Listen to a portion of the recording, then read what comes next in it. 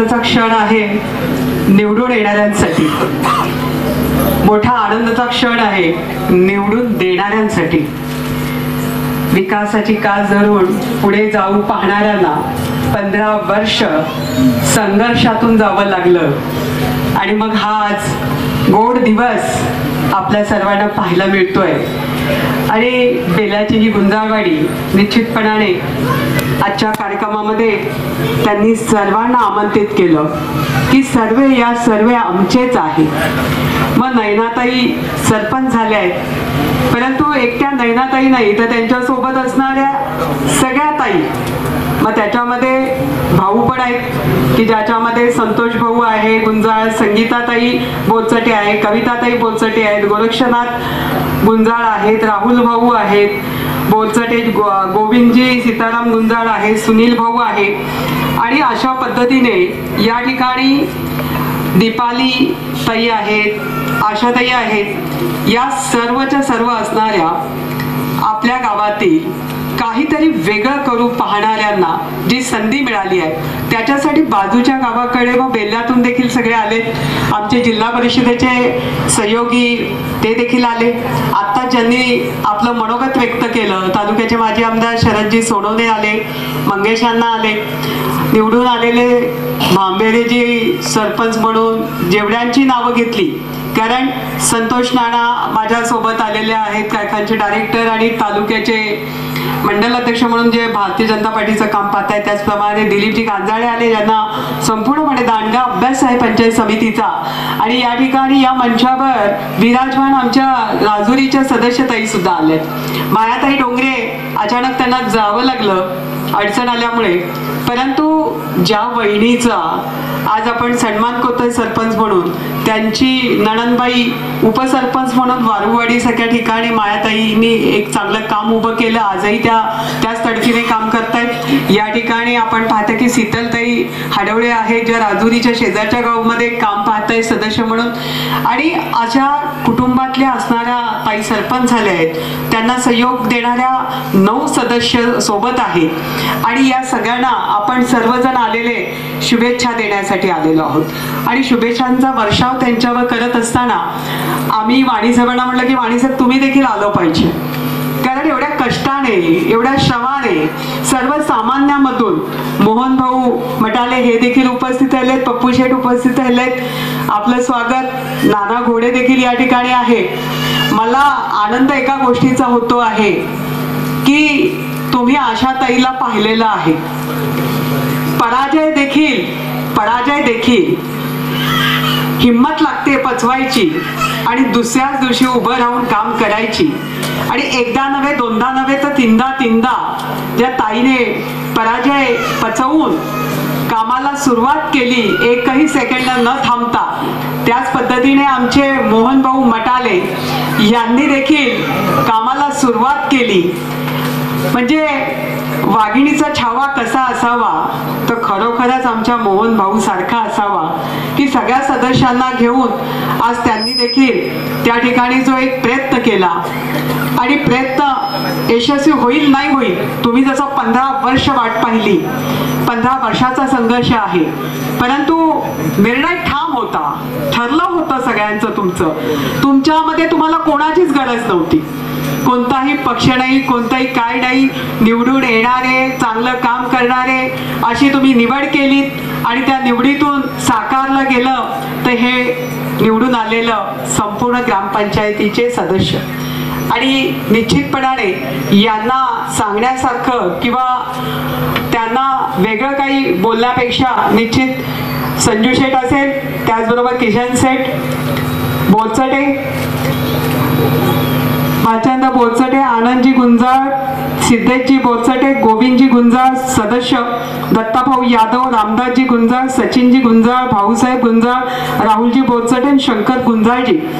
खरोखरच आपण सगळ्यांनी यांना साथ दिलेली आहे, गावाने साथ दिलेली आहे, महिला भगिनींनी साथ दिली आहे, तरुणांनी साथ दिलेली आहे. मला या ठिकाणी सांगण्यात आलं की ताई ज्या दिवशी निवडणूक झाली त्या दिवशी अगदी सभागृहातून बाहेर पडतानाच फोन आला आणि भाऊ म्हणाला की ताई आपण कुठे आहात. मी म्हटलं का बरं भाऊ. नाही म्हटलं आमचं पॅनल निवडून आलंय आणि आम्हाला तुम्हाला भेटायचंय. मी त्यांना सांगितलं की मी रेस्ट हाऊसला आहे, नारायणगावला गेली नाही, कारण निवडून येणारी लोक भेटायला येतात. कारण प्रत्येक ग्रामपंचायतीमध्ये माझीच पूर्ण ग्रामपंचायत आहे असं म्हटलं जातं. परंतु आधीच आता या ठिकाणी शरदजींनी सांगितलं की अरे बाबा, हे सगळं सांगण्यापूर्वी कोणताच पक्ष जर चिन्हावर लढवत आहे तर आपण म्हणू शकतो, परंतु चिन्हावर लढलंच जात नाही. हे गाव आहे, भावकी आहे, जथ्थे आहेत आणि त्याच्यातून उभी राहिलेली माणसं, उभ्या राहिलेल्या महिला या निवडून आल्यानंतर कुणाला मानतात हे निश्चित आहे. आणि म्हणून आपल्या सर्वांना मानणारी लोक या गावात निवडून आलेली आहेत आणि जो तो आपापल्या पद्धतीने आपापल्या नेत्यांना बोलवायचं काम करतोय आणि तेच आपण इथे साकारताना पाहतोय. आता ज्याची त्याची स्वप्न आहेत ती साकारलीच पाहिजे. मी अजिबात म्हणणार नाही की तुम्ही प्रयत्नवादी राहू नका. निश्चितपणाने कुठे किती वेळा जायचं त्यापेक्षा माझ्या सदस्यांना मी एवढंच सांगेन, माझे काम म्हणते तर आपल्या सगळ्यांचे, पण सदस्य झालो की ज्या वॉर्डातून तुम्ही निवडून आलात तिथल्या लोकांनी खूप कष्टाने तुम्हाला निवडून दिलेलं असतं. त्यांच्या तुमच्याबद्दलच्या असणाऱ्या अपेक्षा चुकीच्या नसतात, पण त्या साकारल्या तर पाहिजेत. आणि मग त्या साकारायच्या असतील तर निश्चितपणाने आपल्याला प्रशासनाचा अभ्यास पाहिजे. आणि शिबिरा घेऊन किंवा 2 दिवस गेल्याने अभ्यास होत नसतो. अभ्यास करायचा असेल तर येईल ते काम, मग ते महसूलचं येईल, पोलीस डिपार्टमेंटचं येईल, हॉस्पिटलचं येईल, समस्या कोणतीही येऊ शकते, MSCBचं येईल. मग त्यावेळी आमच्या ताईने दुसरं कोणावर अवलंबून राहण्यापेक्षा आपण पुढे आलं पाहिजे आणि त्या अधिकाऱ्यांसोबत प्रत्येक वेळी संवाद साधला पाहिजे.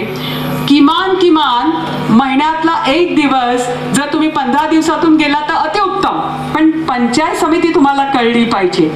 कारण इथे काम आपल्याला पोस्टमॅन सारखं करायचं आहे. कारण इथून तुम्ही सुरुवात करणार, प्रस्ताव घेणार, मग तुम्हाला कधी घोडेगाव प्रकल्प कार्यालयात जायचंय, कधी तुम्हाला त्या ठिकाणी असणाऱ्या तहसीलदारांकडे जावं लागणार आहे, कारण बांधावरून भांडणं असतात. पण गावचे तुम्ही कर्तबगार झालात. आता तर शरदजी तुम्हाला म्हणाले की तुम्ही तर मुख्यमंत्री झालात, गावच्या मुख्यमंत्री झालात. होय, झालात तुम्ही मुख्यमंत्री, कारण तुम्हाला न्याय द्यावा लागेल. खुर्चीवर बसणं आणि तो मुकुट जो आहे तो काटेरी आहे, त्याचं भान ठेवलं पाहिजे. आणि कामाला सुरुवात केलं तर तुमची ताई 33 वर्ष राजकारणात आहे. 33 वर्ष असंच कोणी टिकत नाही, कारण त्याला वारसा लागतो, बसा लागतो. माझ्या माहेरी आजोळी कोणीच राजकारणात नाही, पण एक आवड, एक तळमळ आणि मदतीची भावना, याच विश्वासाच्या शिदोरीवर आज सगळ्यात 33 वर्ष मुंबईवरून प्रवास सुरू झाला आणि तुमच्या समोर 22 वर्ष मी काढते. मी निश्चितपणाने तुम्हाला सांगेन की कुठलंही काम करत असताना घराला अजिबात, आपलं कुटुंब हे देखील आपली जबाबदारी आहे. त्या कुटुंबात असणारे सासू सासरे सगळ्यांचं नंदा येतील, सणवार येतील, ते सगळं करा. पण जास्तचा त्रास स्वतःला झाला तरी चालेल. ज्या ठिकाणून निवडून आला तिथला प्रश्न आला की हातातलं काम बाजूला सोडून पहिलं त्याच्यासाठी धाव घ्या. प्रशिक्षणाला नाही गेलं तरी चालेल, तुमचा प्रशिक्षण वर्ग इथेच झाला पाहिजे, तो कामाच्या माध्यमातून झाला पाहिजे. आणि एकदा का तुम्ही या गावच्या सदस्य आहेत, तुम्ही सरपंचच झाल्या पाहिजेत, तरच तुम्हाला न्याय मिळेल. ही भावना डोक्यातून काढून टाका. तरुण आहेत तुमच्या हाताशी. आता इथे बोलणारी बोलचटे ताई, मला वाटलं अगदी अशी अँकरिंग करते, अशा पद्धतीने मांडणी करते, तिचा तो प्रामाणिक प्रयत्न आहे. मग ती जर माईक हातात घेऊन जेव्हा येणाऱ्या प्रत्येकाची ओळख सांगते, त्याच पद्धतीने तुम्ही देखील घडला पाहिजे. हा माईक तुम्हाला निश्चितपणाने घेऊन बोलता आलं पाहिजे, सराव केला पाहिजे. नुसतं बोलून चालणार नाही, तर त्याला कृतीत उतरवलं पाहिजे. तुम्ही माझा सन्मान केला, तो सन्मान केला तो सोपा नाही. कारण कालवा समितीवर गेली 33 वर्ष काम करत असताना 13 वर्ष मुंबईसारख्या ठिकाणी महानगरीत काम केलंय, परंतु इथे आल्यानंतर 22 वर्षात पहिल्यांदा मला संधी मिळाली आहे. आणि मग कालवा समितीची सदस्य होणं हे आमदार खासदार त्यांना जे अधिकार आहेत तितकेच अधिकार नियोजन समितीचे देखील मी सदस्य आहे. आणि कालवा समितीची देखील मी सदस्य आहे. मला तितके अधिकार आहेत. मीटिंग कॉल करायची असेल तर तुमच्या पाणी प्रश्नासाठी मी मीटिंग कॉल करू शकते. मी या ठिकाणी सिंचन भवनला बसून त्या ठिकाणी सूचना सांगू शकते. मला अधिकार आहे की मी त्या ठिकाणी देवेंद्रजी फडणवीस यांना देखील पत्र दिलेलंच आहे. ते होण्याच्या आधीच दिलेलं आहे. तर पक्षाची व्यक्ती म्हणून दिलेलं आहे, प्रमुख म्हणून या तालुक्याचा दिलेला आहे. परंतु ती नसती आणि मी जरी नुसती सरपंच जरी असती तरी मी तो प्रामाणिक प्रयत्न माझ्या गावासाठी केलाच असता. माझ्या गावासाठी करते ना. मला लोकांनी निवडून दिलंय. मी या गावची सदस्य आहे, मी या गावचे सरपंच आहे, मी या गावचा सदस्य आहे. मग माझ्या कालव्याचा प्रश्न आहे, माझ्या चारीचा प्रश्न आहे. शीतलताईंना विचारा, इथे बसल्यात त्या. गेल्याच आठवड्यात आम्ही सिंचन भवनला मीटिंग घेतली पुण्यामध्ये. चक्क आळ्याचं आणि इथे असणाऱ्या राजुरीच्या चाऱ्या आणि कालव्याचे पैसे आजपर्यंत कॅनॉलचे मिळाले नाहीत त्या प्रश्नांसाठी. आणि या तालुक्यात कशा पद्धतीने एवढी वर्ष प्रश्न प्रलंबित आहे याच्यासाठी मीटिंग घेतली. ते प्रश्न मार्गी देखील लावणारच. कारण माझा स्वभाव आहे, मी काही हातात घेताना 10 वेळा विचार करते. अभ्यास केल्याशिवाय बोलायचं नाही. उचलली जीभ आणि लावली टाळायला हे आशाताईला कधी जमलं नाही. आणि आशाताईने काही ठरवलं तर तिथे तिला माशाचा डोळा सोडून काही दिसत नाही. ती छेदल्याशिवाय राहत नाही. त्यामुळे निश्चितपणाने मी सुरुवात तिथून केलेली आहे. परंतु कालवा समितीमध्ये मी नुसतं बसायला आणि चहाला जात नाही.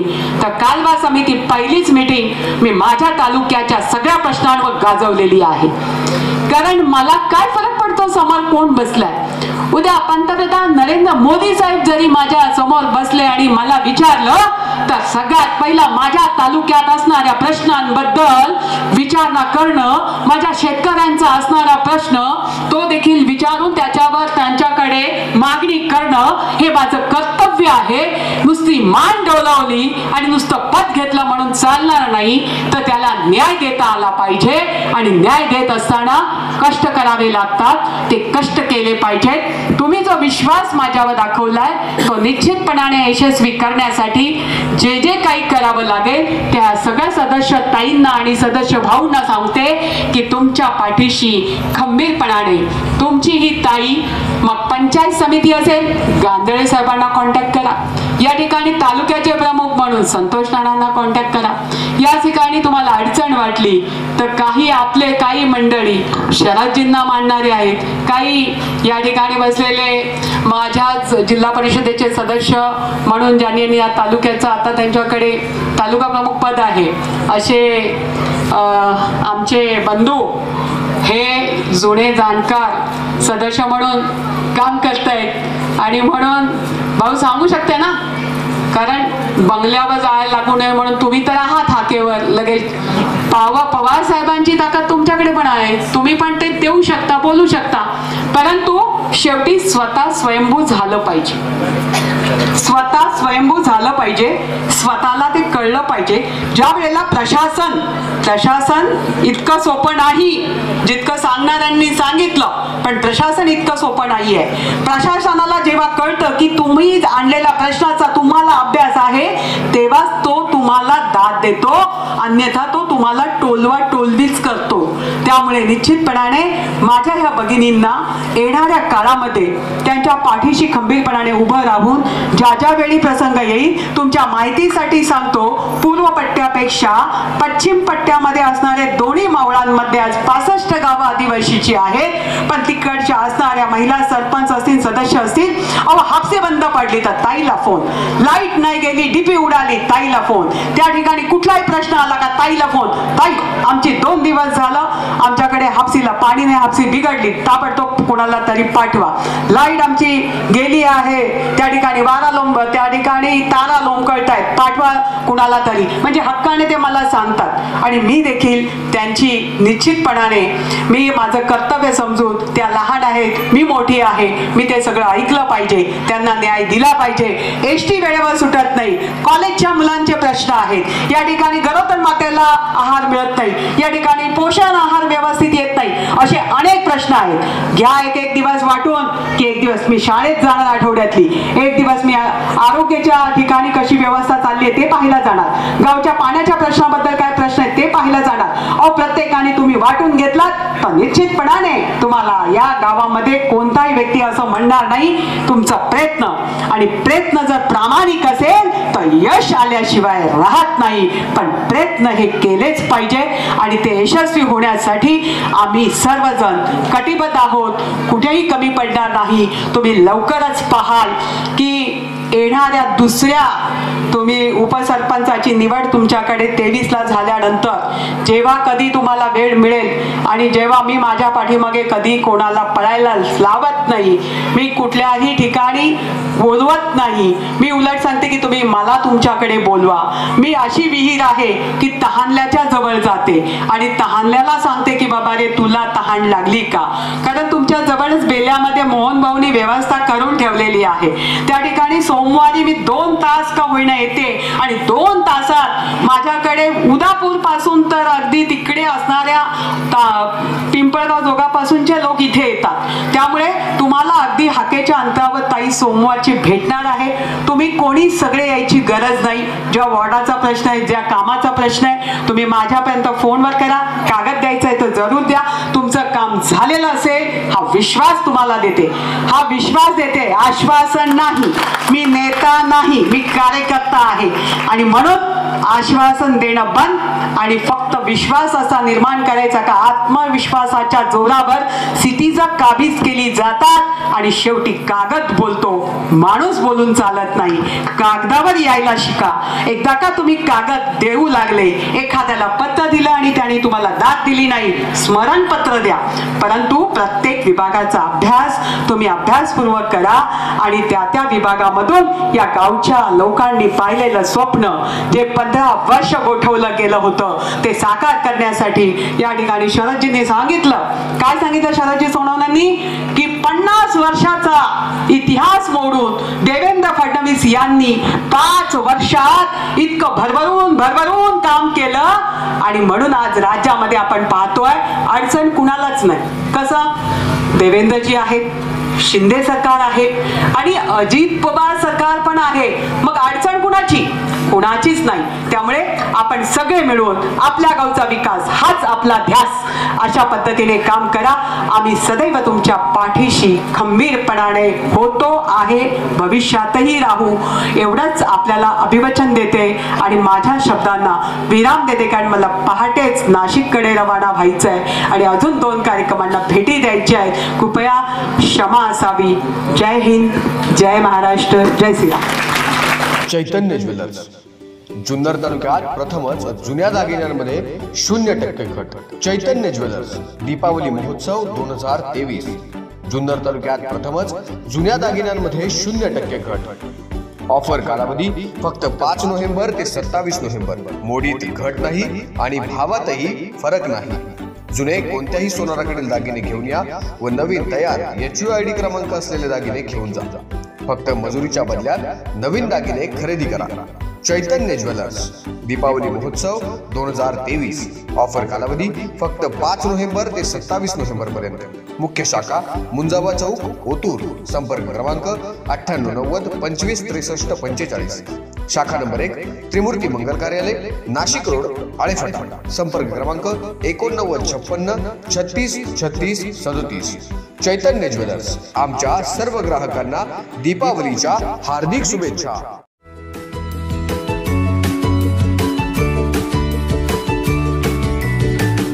बातम्या शेतीच्या,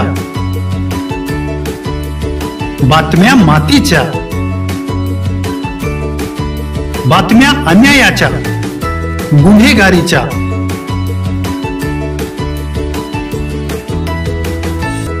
राजकारणाच्या आणि समाजकारणाच्या,